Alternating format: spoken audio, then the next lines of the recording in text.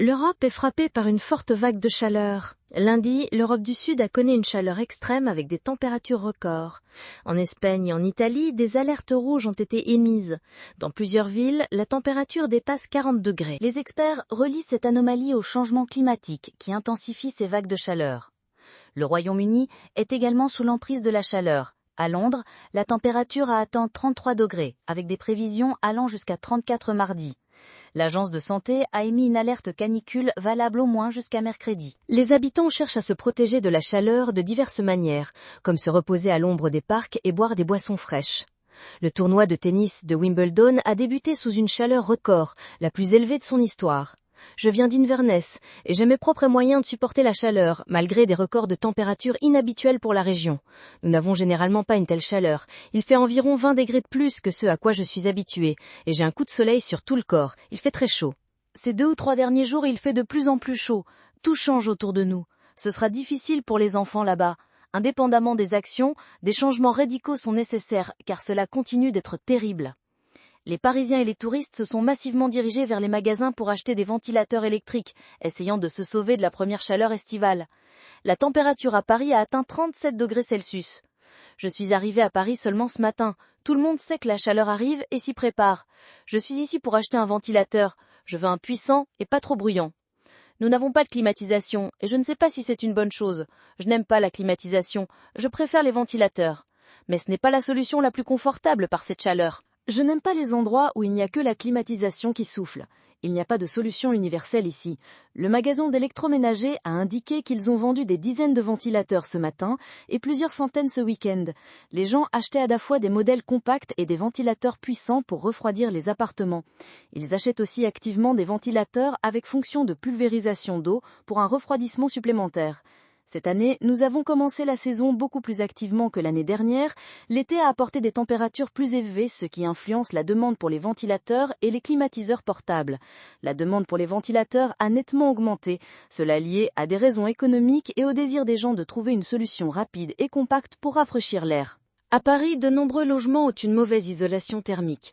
Sous les toits, la température dans les chambres et les salons dépasse souvent 30 degrés, ce qui crée un inconfort. Les ventilateurs sont peu coûteux, mais ils facilitent considérablement la situation lors des chaleurs. Ils apportent un confort notable, surtout quand il fait une chaleur anormale dehors. Le service météorologique Météo FR a déclaré un niveau d'alerte rouge, le plus élevé dans 16 départements, y compris la région parisienne, à partir du 1er juillet. 68 autres départements sont sous alerte orange. Le pic de chaleur est attendu mardi et mercredi, lorsque la température atteindra des valeurs dangereuses. Dans le sud-ouest, dans le département de l'Aude, la température a dépassé 40 degrés. Des incendies de forêt ont éclaté dimanche, détruisant environ 400 hectares de forêt. Un camping et des communes voisines ont été évacués. Les habitants ont quitté les zones dangereuses pour éviter la menace du feu et de la chaleur. Une maison de retraite dans le sud de la France était prête à protéger ses résidents de la chaleur extrême. Les excursions ont été annulées et les réserves d'eau augmentées. Des draps rafraîchis et d'autres mesures sont utilisées pour aider les personnes âgées à faire face aux hautes températures et à préserver leur santé. Le personnel surveille attentivement les signes de complications liées à la chaleur élevée. La directrice Agnès Minchinard a parlé du système d'alerte qui aide à gérer la chaleur. Il existe 4 niveaux d'alerte. Vert, standard à partir du 1er juin, jaune pour avertissement de température, orange pour vague de chaleur et rouge pour le niveau maximal. Le niveau orange est actuellement actif. Il est déclenché par le préfet local ou les météorologues, avertissant d'une forte vague de chaleur nécessitant des mesures particulières de précaution. Selon le niveau d'alerte, une carte avec le plan et les recommandations est placée à l'entrée pour le personnel afin que tout le monde soit informé des mesures nécessaires. Le personnel consulte constamment les mesures de sécurité et surveille attentivement les symptômes de déshydratation et de désorientation pour détecter rapidement tout danger. Les réserves d'eau sont augmentées, les fontaines et les bouteilles d'eau sont remplies plus fréquemment que d'habitude pour prévenir la déshydratation des résidents et du personnel. Les activités sont adaptées pour les résidents. Depuis vendredi, le niveau orange est en vigueur, annulant toutes les activités en plein air pendant la journée pour des raisons de sécurité. Il est conseillé aux résidents de ne pas sortir entre 10h du matin et 6h du soir afin d'éviter la surchauffe et les endroits dangereux en période de chaleur. Des climatiseurs sont installés dans toutes les zones communes pour que les résidents y passent au moins 3 heures par jour, se protégeant ainsi de la chaleur. Bien que le jardin soit magnifique, il est interdit d'y aller à cause de la chaleur extrême. Malgré les restrictions, les résidents essayent de gérer la situation. L'eczéma s'aggrave à cause de la chaleur, ce qui complique encore la situation. L'Institut royal météorologique de Belgique a émis un avertissement de chaleur extrême pour tout le pays. Le niveau d'alerte orange est déclaré pour presque toutes les régions du pays. Il entre en vigueur lorsque la température dépasse 35 degrés Celsius. On conseille aux personnes âgées de boire plus d'eau, de rester au frais et d'éviter les efforts physiques par temps chaud. Ces mesures sont importantes pour leur santé. Dans les maisons de retraite, des piscines gonflables ont été installées pour que les résidents puissent rafraîchir leurs pieds et mieux supporter la chaleur. Cela les aide à se sentir mieux. Les habitants ont du mal à supporter la chaleur, surtout parce qu'ils ne peuvent pas sortir pendant la journée. Avant, les promenades leur faisaient plaisir. À cause de cela, ils se sentent enfermés et les résidents faibles vont encore moins bien. Ils bougent moins, dorment plus et se plaignent de leur état de santé. La chaleur les affecte physiquement et psychologiquement, aggravant leur état de santé et augmentant le sentiment d'isolement et d'inconfort. Pour moi, c'est une excellente activité de communiquer avec les autres résidents et de s'amuser ensemble, car je n'aime pas être seule. Quand l'Institut météorologique royal annonce un plan d'action pour la période de chaleur, nous ne faisons pas d'activités intensives pour les résidents de la maison de retraite. Les activités physiques intenses sont interdites. Seules des promenades légères avant midi sont autorisées pour éviter la surchauffe et la déshydratation. Nous renforçons le contrôle de la consommation de boissons, donnons plus de liquide pour prévenir la déshydratation et ralentissons le rythme de vie pendant la chaleur. Les événements spéciaux sont adaptés à la chaleur. Nous distribuons plus de glace, installons une piscine gonflable pour les pieds et chantons des chansons pour divertir les résidents. Autour de la piscine du zoo de Bermin, nous faisons tout pour que les animaux supportent mieux la chaleur.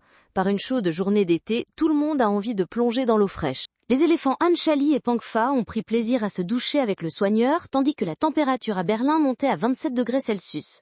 En plus de la douche, les animaux ont reçu des friandises froides spéciales, de la nourriture congelée dans la glace. Cela les aidait à faire face à la chaleur. Les prochains jours s'annoncent encore plus chauds. Dans certaines régions d'Allemagne, les thermomètres peuvent atteindre 40 degrés Celsius. Cette chaleur est difficile aussi bien pour les humains que pour les animaux. Cependant, certaines espèces sont presque insensibles à la chaleur, comme de nombreuses antilopes. Les antilopes se sentent bien, même à 45 degrés Celsius, et une température de 37 à 38 degrés ne leur pose pas de problème. Nous gérons la chaleur grâce à la possibilité de se baigner ou de prendre une douche, ce qui est particulièrement important pour les animaux au zoo. Habituellement, pendant la journée, les loutres sont léthargiques et presque invisibles, car elles sont plus actives le matin et le soir, surtout par temps chaud. Actuellement, les loutres jouent volontiers avec des morceaux de glace, surtout si une friandise est congelée à l'intérieur, ce qui les rend plus énergiques. Même pendant les jours les plus chauds, nous avons 3 frères ours bruns. Ils s'entendent très bien et se font souvent des câlins, montrant leur amitié et leur soin les uns pour les autres. Mais quand vient l'heure du repas, il faut être très prudent. Nous nourrissons 2 ours d'un côté de l'enclos et le 3e de l'autre côté pour éviter les disputes et les conflits. Pendant le repas, les ours bruns deviennent plus sérieux et concentrés. Le reste du temps, ils sont très à l'aise et calmes ici, ce qui se voit à leur comportement et à leur activité.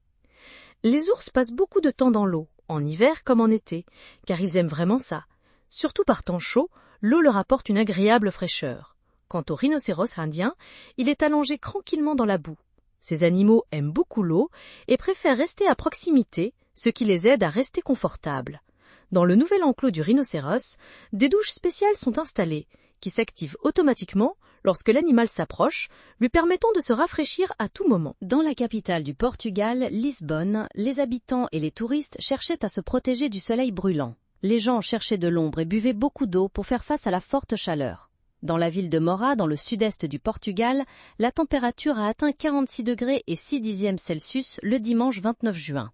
Ce chiffre est devenu un nouveau record pour le mois de juin dans le pays, dépassant le précédent maximum de 44 degrés et 9 dixièmes établi en 2017.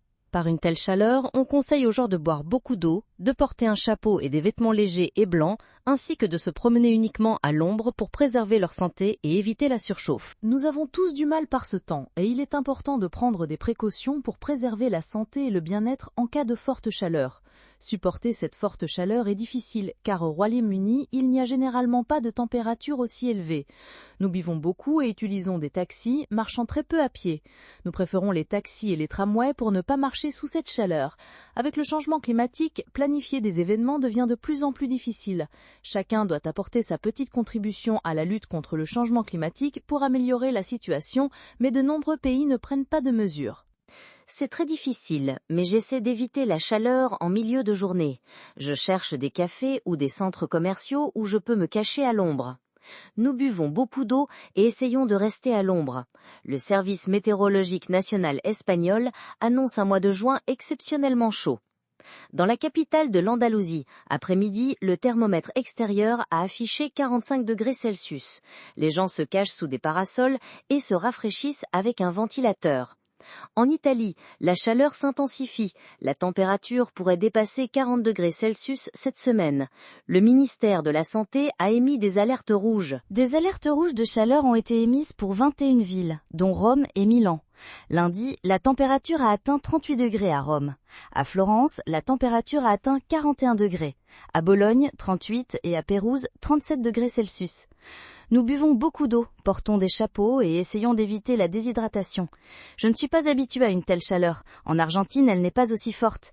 Ici, on marche beaucoup et on fait beaucoup de choses sous un soleil brûlant et c'est difficile. Il est important d'avoir de l'eau et quelque chose comme un éventail ou un chapeau pour se protéger de la chaleur. J'essaie de ne pas porter de noir, je choisis quelque chose de clair. Il fait très chaud, je ne suis pas habituée à une telle chaleur, même si nous sommes à Rome seulement depuis hier. Nous mettons souvent le chien dans un sac parce que ses pattes brûlent sur l'asphalte chaud. Il ne peut pas marcher. Il fait trop chaud, il suffoque. C'est dur pour nous aussi. Il fait très chaud, je n'avais jamais ressenti ça avant, mais c'est Rome. Et pour l'instant j'aime ça. Il y a de la chaleur, mais c'est une autre ambiance que dans d'autres endroits. Comparé aux Pays-Bas, ici l'humidité est beaucoup plus élevée. C'est un autre type de chaleur. On peut rester plus longtemps dehors, mais la chaleur est palpable, comme dans un sauna. La cause de cette chaleur anormale actuelle est un phénomène connu sous le nom de dôme de chaleur. C'est une zone de haute pression qui retient l'air chaud et empêche les précipitations et les nuages. Cet effet aggrave les températures élevées, créant une situation où la chaleur semble enfermée sous un couvercle invisible. Ce dôme de chaleur est resté en place et la chaleur ne part pas. Sous haute pression, l'air descend, empêchant la formation de nuages et de temps instables. L'air descendant se réchauffe progressivement et maintient la chaleur. Ce processus s'appelle le réchauffement adiabatique. Si le système reste bloqué, la chaleur s'accumule jour après jour. Le dôme agit comme un couvercle sur une casserole, retenant l'air chaud en dessous. Nous observons des températures extrêmement élevées et des conditions sèches en Espagne, au Portugal, en France et en Hongrie. Ce n'est pas un phénomène local, la chaleur couvre une grande partie de l'Europe.